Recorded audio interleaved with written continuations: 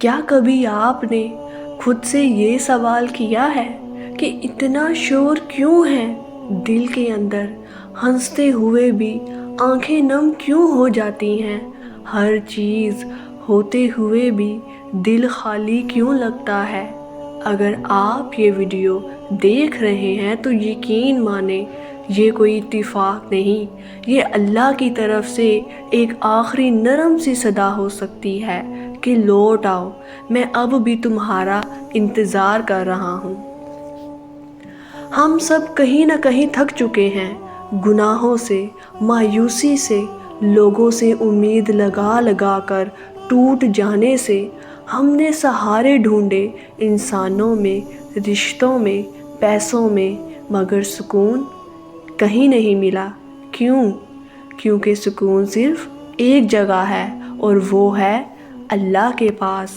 اللہ جس نے کہا میرا بندہ ایک قدم میری طرف آئے میں 10 قدم اس کی طرف آتا ہوں، لیکن ہم نے اللہ کو آخری آپشن بنا لیا۔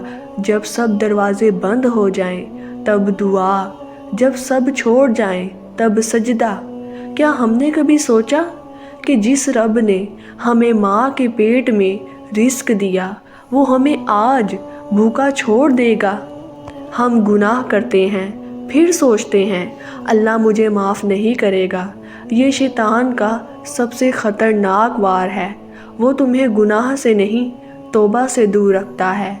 یاد رکھو تمہارے گناہ چاہے پہاڑ جتنے ہوں، اللہ کی رحمت ان سب سے بڑی ہے۔ اللہ فرماتا ہے اے میرے بندو، جنہوں نے اپنی جانوں پر زیادتی کی، اللہ کی رحمت سے نا امید نہ ہو۔ تو پھر ہم کون ہوتے ہیں اللہ کی رحمت کو محدود کرنے والے؟ آج بھی وقت ہے، سانس چل رہی ہے، دل دھڑک رہا ہے، یہ اللہ کی طرف سے موقع ہے کہ لوٹ آؤ۔